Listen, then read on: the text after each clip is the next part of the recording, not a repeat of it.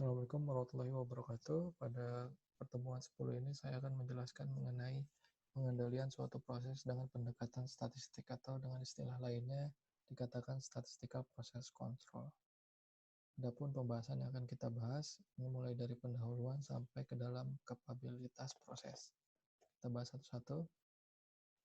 Baik, untuk pendahuluan, statistical process control atau SPC ini merupakan sebuah alat atau tools untuk memonitoring suatu proses produksi agar proses produksi itu terkendali, di mana hal ini dapat bermanfaat untuk mendeteksi dan mencegah terjadinya kualitas yang sangat buruk. Nah, untuk mencegah kualitas yang buruk ini dan memonitoring proses produksi dengan menggunakan suatu sampel. Statistik selalu menggunakan suatu sampel, di mana kita mengambil beberapa item yang sudah diproduksi untuk kita inspeksi. Nah, bagaimana mengukur atau memonitoring suatu proses produksi dengan pendekatan SPC ini dengan membuat suatu bagan kendali atau namanya control chart di sini, di mana bagan kendali ini kalau kita lihat grafiknya terdiri dari UCL, kemudian ada center line-nya, dan di tengahnya kemudian ada LCL. Ya, UCL itu merupakan batas limit atas, LCL itu merupakan batas limit bawah. Nah, di sini kita kendalikan pola datanya atau sampelnya, dia harus selalu dalam limit yang ada. Oke, itu sedikit pengantar mengenai SPC. Nah, SPC ini merupakan suatu alat ukur, suatu tools di dalam ilmu TQM atau Total Quality Management. Di dalam TQM ini terdapat beberapa tools, ada dikenal dengan istilahnya 7 tools gitu ya. Ini salah satunya termasuk ke dalam 7 tools tadi. Nah, TQM ini, ilmu ini merupakan suatu pendekatan atau strategi manajemen untuk menghasilkan kepuasan konsumen yang sangat tinggi. Jadi sangat berfokus terhadap kualitas yang baik agar konsumen terpenuhi, ya, atau sesuai dengan yang diinginkan oleh konsumen atau customer satisfaction. Nah, sehingga dengan tujuan tersebut, maka SPC ini bermanfaat di dalam mengidentifikasi suatu masalah dan melakukan perbaikan secara terus-menerus atau continuous improvement. Nah, contoh penerapan TQM ini kalau di perusahaan-perusahaan Jepang itu dikenal dengan namanya sistem Kaizen. Jadi setiap hari itu selalu ada perbaikan secara terus-menerus. Nah, untuk mengendalikan perbaikan-perbaikan tersebut, nah, digunakan suatu tools namanya SPC ini, gitu ya. Atau Statistical Process Control. Oke, alat pengukuran SPC tadi itu ada dua, ada yang jenisnya atribut dan ada yang variabel. Nah, jenis-jenis ini dilihat dari karakteristik produknya.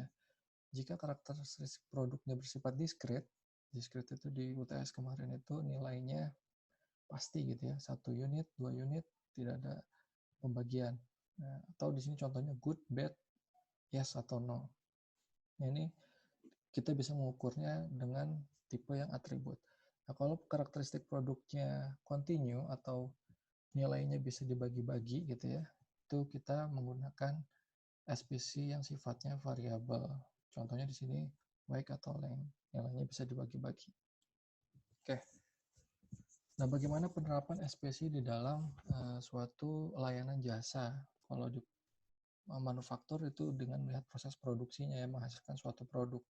Nah, bagaimana kalau di jasa? Nah, di jasa hal yang terpenting adalah melihat suatu layanannya, proses layanannya seperti apa. Jadi dia dikatakan gagal atau reject itu dilihat dari layanannya. Jika layanannya tidak memenuhi permintaan konsumen, ya maka itu bisa dikatakan suatu defect atau suatu cacat. Nah, tujuan dari SPC ini pengaplikasiannya untuk memonitoring waktu, bisa dikatakan waktu layanan gitu ya, dan juga untuk memenuhi customer satisfaction, untuk pemenuhan kebutuhan konsumen. Nah, ini contoh-contoh di beberapa sektor di dalam industri jasa gitu ya. Kalau kita perhatikan, ada hospital, ada grocery stores, ada airlines. Ya, di sini bisa kita lihat terfokus terhadap waktu layanan gitu ya. Kalau di hospital, timelines, waktu responsiveness antara pasien dengan perawat, pasien dengan dokter, dan lain sebagainya. Kemudian store grocery, bagaimana waktu aliran barang dari gudang ke luar gudang gitu ya, sehingga terjadi out of stock. Kemudian airline terkait waktu delay gitu ya. Kemudian kalau di restoran, waktu tunggu menunggu suatu hasil makanan yang siap sajinya tadi. Kemudian perusahaan elektronik cetak gitu ya, ini terkait waktu pengirimannya berapa lama gitu ya. Kemudian perusahaan asuransi ini terkait waktu proses layanan terhadap suatu klaim. Nah, jadi kalau kita lihat dari beberapa contoh ini, semuanya berfokus terhadap waktu gitu ya, waktu layanan. Jadi kalau layanannya itu tidak memenuhi customer satisfaction, ya itu bisa dikatakan suatu kegagalan. Oke, saya lanjutkan. Di mana control chart itu bisa digunakan, atau istilah lainnya, kapan kita harus menggunakan SPC ini dengan menggunakan control chart, yaitu ketika prosesnya itu cenderung melebihi atau tidak terkontrol gitu ya. Jadi jika ada suatu proses yang tiba-tiba dia tidak terkontrol, itu perlu dilakukan pengendalian. Dan juga bisa dikatakan proses itu berbahaya dan mengakibatkan biaya yang sangat tinggi gitu ya. Itu perlu dilakukan pengendalian proses. Nah, bagaimana control chart ini dikatakan baik? Itu seharusnya dilakukan step by step dari setiap proses produksi agar apa? Agar semua pengerjaannya terkendali sehingga tidak terjadi out of control, tidak terjadi proses yang berbahaya, dan tidak terjadi juga biaya yang sangat tinggi ya, sehingga semuanya terefisiensikan gitu ya. Kalau kita lihat di sini mulai dari mulai proses beginning dari bahan baku datang sampai dia selesai, jadi itu tetap dilakukan pengendalian, dan juga sampai itu barang itu akan siap dikirim, tetap dilakukan pengendalian dengan melakukan control chart gitu ya. Oke, tadi alat ukur untuk membuat suatu SPC itu dengan menggunakan control chart, di mana tadi control chart itu di awal ada UCL, ada centerline, dan LCL. Nah, di sini control chart ini terbagi dalam beberapa tipe berdasarkan karakteristik produknya. Ya, tadi kalau karakteristik produknya atribut yang sifatnya nilainya mutlak gitu ya, nah itu cocoknya dengan menggunakan control chart yang jenisnya P-chart dan C-chart. Kemudian untuk yang karakteristik produknya continuous atau variabel, itu lebih cocoknya dengan menggunakan R-chart atau range, dan juga min atau X-bar chart. Ya, nanti kita coba cek satu persatu, apa itu P-chart, C-chart, R-chart, dan X-bar chart. Oke, ini salah satu contoh gambaran bagaimana control chart itu dikatakan out of control gitu ya. Ada suatu sampel atau ada suatu data yang melebihi limit gitu ya. Di sini contohnya melebihi dari UCL-nya. Ini dikatakan proses itu out of control, tidak terkendali. Nah, karena SPC ini suatu alat dari TQM ya, untuk mengukur suatu customer satisfaction agar kualitasnya benar-benar baik, nah maka dilakukan dengan pendekatan distribusi normal secara statistik. Nah, pendekatan distribusi normal ini kita istilahkan dengan namanya Six Sigma di dalam TQM, ya, Six Sigma atau 6 Sigma. Artinya apa? Kalau kita lihat di grafik ini, ada 3 sigma ke kanan dan 3 sigma ke kiri. Kalau kita perhatikan di sini, kalau dia mencapai 3 sigma si datanya tersebut, maka nilainya itu sampai hampir 1 gitu, atau 100%. 99,74%. Artinya apa? Artinya kualitas dari suatu proses itu bisa dikatakan baik, ya, mencapai 3 sigma, ya, 3 sigma kanan dan 3 sigma ke kiri. Artinya deviasinya atau tingkat penyimpangannya hanya sedikit, gitu ya. Oke, ini suatu aturan proses itu dikatakan terkontrol atau tidak, gitu ya. Ini ada 4 aturan. Ya, bunyinya seperti ini. Jika proses itu terkontrol atau terkendali, itu yang pertama, tidak ada data sampel yang di luar limit, baik di UCL maupun di LCL. Oke, itu syarat yang pertama. Syarat yang kedua, hampir semua sampel itu berada di dekat center line atau proses rata-ratanya, nilai tengahnya. Ya. Oke, yang ketiga, jumlah sampel yang di atas center line dan juga yang di bawah center line itu sama jumlahnya. Nah, itu dikatakan proses terkendali. Kemudian sampelnya berdistribusi acak. Artinya dia tidak memiliki pola tren. Karena kalau dia memiliki pola tren, khawatir selanjutnya akan terjadi out of control. Contohnya kalau misalnya ini trennya ke atas, ya, bisa jadi sampel kesekiannya itu dia melebihi limit sehingga mengakibatkan out of control. Nah, ini 4 poin ini suatu syarat yang bisa kita katakan proses itu terkendali, gitu ya. Silakan diperhatikan. Oke, kita coba telah satu-satu, gitu ya. Tadi kan ada 4 jenis chart. E-chart dan C-chart itu masuk ke dalam suatu SPC yang sifatnya atribut atau nilainya itu pasti, gitu ya. 1 unit, 2 unit, 3 unit, gitu ya. Atau good, bad, yes, no, gitu ya. Nah, kapan kita menggunakan P-chart, kapan kita menggunakan C-chart? Nah, ketika kita menggunakan P-chart itu untuk melihat suatu proporsi reject di dalam sampel. Jadi ketika kita mengambil suatu sampel, ya, kita lihat proporsi reject-nya berapa. Nah, kemudian yang C-chart itu perbedaannya dengan P-chart dengan menggunakan jumlah reject yang ada di dalam suatu item sampel.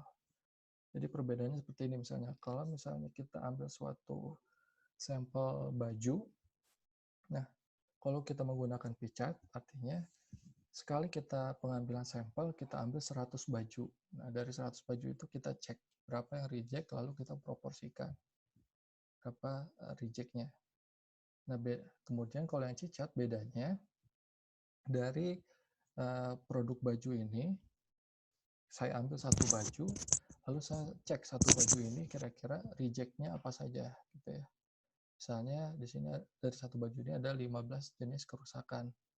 Contohnya kancingnya copot, kemudian ada benang yang tidak terpotong, gitu ya, dan lain sebagainya. Itu control chart yang tepat untuk menggunakan C-chart, gitu ya. Seperti itu perbedaannya antara P-chart dan C-chart. Oke, ini rumus-rumusnya untuk membuat suatu control chart P-chart, gitu ya. Ini kalian bisa langsung turunkan saja ya dari rumus ini. P bar plus Z dikali sigma P, gitu ya. Dan hasilnya P bar minus Z dikali sigma P. Ini tinggal kalian turunkan saja rumusnya.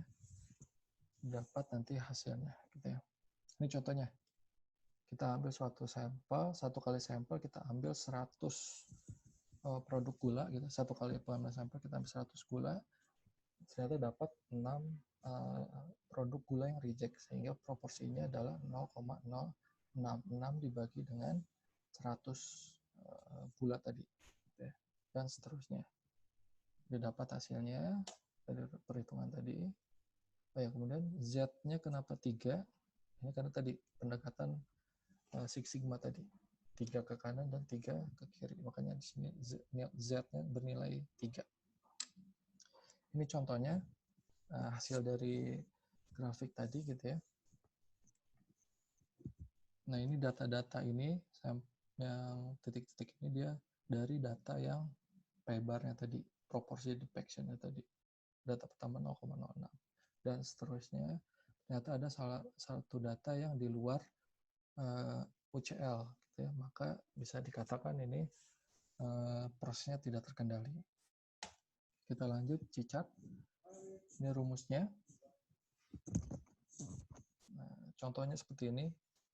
Sini contohnya kamar gitu ya. Kita ambil 15 kamar sampel. Satu kamar kita cek kira-kira jenis reject-nya apa gitu. Kalau di sini berarti contohnya layanan, mungkin kamarnya tidak bersih, kemudian ada suatu bau gitu ya. Di sini ada 12 jenis kerusakan, 12 jenis cacat layanan gitu ya, satu kamarnya. Dan seterusnya. Ini perhitungannya, nanti kalian cek sendiri gitu ya. Didapat control chart-nya seperti ini. Ini data-datanya ini dari jenis cacatnya gitu ya. Nah, jumlah cacatnya yang pertama 12 dan seterusnya.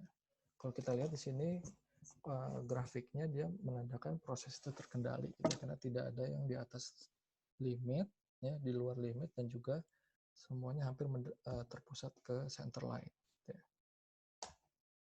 Oke, kemudian control chart yang kedua itu untuk variabel ya, variabel untuk yang karakteristik produk yang sifatnya continue. Nah, ini chart yang tepat adalah menggunakan X-bar chart dan R chart gitu ya. Nah, X-bar chart ini digunakan untuk menghitung rata-rata dari sampelnya gitu ya. Kalau R chart untuk menghitung jumlah dari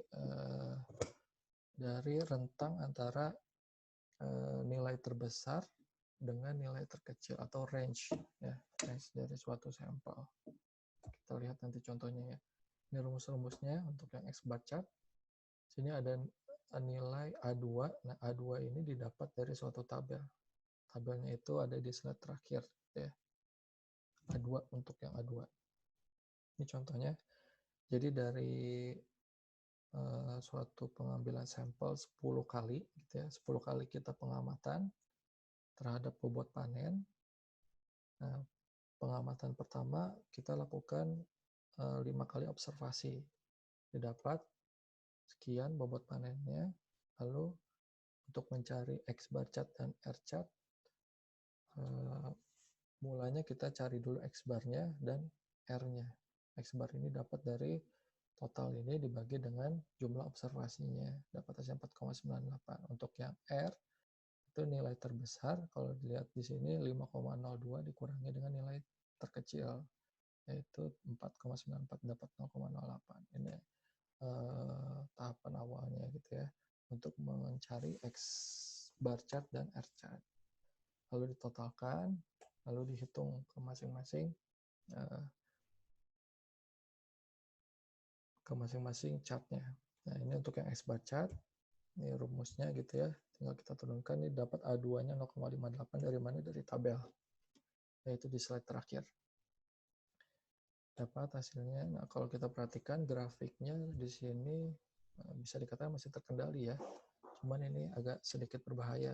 Kenapa? Karena mungkin periode selanjutnya akan terjadi suatu out of limits gitu. Tapi ini masih terkendali. Untuk yang R chart, sini ada nilai D4, di rumusnya ada nilai D4 dan D3. Nah, ini pun dilihat dari suatu tabel, itu di slide terakhir. Ya. Nah, kita lihat, perhatikan kalau hasilnya, hasil dari R chart ini, data-datanya ini kita ambil dari yang nilai R-nya tadi gitu ya. Nah, ini kita perhatikan proses itu terkendali gitu ya, dari 4 syarat tadi. Oke, saya lanjut saja. Nah, ini contoh pola-pola control chart gitu ya. Ada yang ke bawah, ada yang ke atas gitu ya. Ada yang memiliki tren gitu ya. Tapi masih di batas limit gitu ya. Tidak melebihi.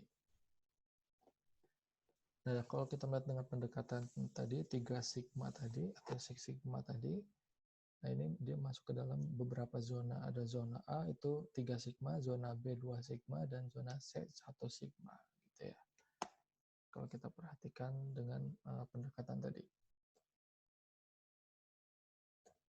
Nah, ini contoh yang observasi bobot panen tadi. Kalau kita perhatikan 3 sigmanya, dia masuk ke dalam zona mana saja. Ini sudah diidentifikasi, contohnya seperti ini. Ya, untuk yang sampel pertama, dia masuk ke zona B, dan sampel terakhir dia masuk ke zona B juga. Oke. Nah, ukuran sampel yang tepat untuk atribut dan variabel, cocoknya untuk yang atribut itu lebih besar dibandingkan yang variabel. Ya. Nah, kalau di sini ukurannya 50-100, kalau yang variabel 2-10 part saja dalam suatu sampel. Nah, pembahasan terakhir, capability proses. Gitu ya. Kalau tadi kan pengendalian proses. Proses itu dikendalikan untuk memonitoring suatu proses produksi. Nah, namun karena tujuannya adalah untuk memenuhi kebutuhan konsumen, apa yang konsumen inginkan, maka kita harus penuhi gitu ya. Maka kita perlu cek juga suatu proses produksi tersebut sudah capable atau belum sesuai dengan kebutuhan konsumen. Nah, cara mengeceknya di sini dengan menggunakan suatu proses capability, gitu ya. Nah, di sini ada namanya toleransi. Toleransi artinya konsumen ketika memesan suatu produk tentunya memiliki toleransi tertentu, gitu ya. Kalau di industri manufaktur, contohnya kalau kita pesan suatu misalnya produk baut atau mur, gitu ya, ada spesifikasi khusus, misalnya 3,5 mm panjang bautnya. Tapi ada toleransi yang ditetapkan oleh konsumen, perusahaan bisa memproduksi misalnya di bawah 3,5 dan di atas 3,5 itu sebesar 0,5 mm. Artinya perusahaan bisa memproduksi dan diterima oleh konsumen itu berkisar antara 3,45 atau di atas 3,5, yaitu sekitar 3,55 ya. Jadi 3,45, 3,5 dan 3,55 itu ada batas toleransi yang ditetapkan oleh suatu konsumen misalnya gitu ya. Makanya ada suatu desain spesifikasinya seperti apa. Nah, itu untuk mengecek suatu proses itu capable atau tidak. Nah, ini suatu contoh perbandingan antara suatu desain kapasitas dengan desain spesifikasi dengan proses yang dilakukan oleh perusahaan. Kalau kita lihat yang poin A, ini desain spesifikasinya seperti ini yang ditetapkan oleh suatu konsumen misalnya gitu ya. Kemudian prosesnya dia melebihi dari spesifikasi yang diinginkan. Maka di sini dikatakan proses itu tidak capable. Nah, perbandingan terbaliknya kalau kita lihat yang B, ini desain spesifikasinya sangat tepat dengan proses yang dilakukan oleh perusahaan. Jadi perusahaan ini melakukan suatu proses produksi sesuai dengan yang diharapkan oleh konsumen, sesuai dengan desain spesifikasinya, maka dikatakan proses ini capable. Gitu ya. Kita lihat lagi yang poin C. Nah, ini juga dikatakan capable karena dia masih dalam rentang desain spesifikasi gitu ya. Nah, sangat berbeda jauh dengan yang poin D. Ini antara proses dengan desain spesifikasi sangat-sangat tidak sesuai dengan yang diharapkan, sehingga ini sangat-sangat tidak capable gitu ya. Sangat-sangat tidak ketemu antara titik kebutuhan konsumen apa dan proses yang diproduksinya pun tidak sesuai gitu ya. Nah, untuk mengukur proses itu capable atau tidak, ini dengan dua pengukuran, yaitu dengan menggunakan proses capability ratio dan satu lagi ada namanya proses capability index. Proses capability ratio itu dengan menggunakan rumus seperti ini. Upper specification limit dikurangi lower specification limit. Contohnya tadi upper itu misalnya batasnya itu 3,5, maka toleransi nilai atasnya 0,5 sehingga 3,55 upper specification limitnya. Bawahnya berarti 3,45 jika toleransinya 0,5 mm. Nah, di sini contohnya untuk mengukur suatu CP, ya di sini ditetapkan standarnya 9,0 Z atau ini produk elektronik mungkin ya. toleransinya itu sebesar 0,5 sehingga didapat ini USL-nya 9,5 dan LSL-nya 8,5. Dapat hasilnya CP-nya 1,39. Nah, ada yang mengatakan praktisi-praktisi jika CP-nya lebih besar dari 1 itu dikatakan proses itu capable. Ya. Jadi ada beberapa praktisi yang mengatakan CP di atas 1 itu dikatakan capable. Proses itu dikatakan capable. Karena di 1,39 bisa dikatakan proses itu capable. Oke, kita lihat lagi pengukuran yang kedua yaitu proses capability index. Proses capability index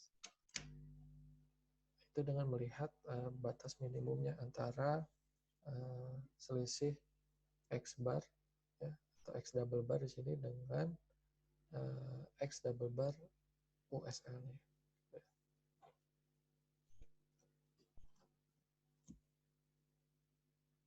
Ini contohnya dari yang tadi gitu ya.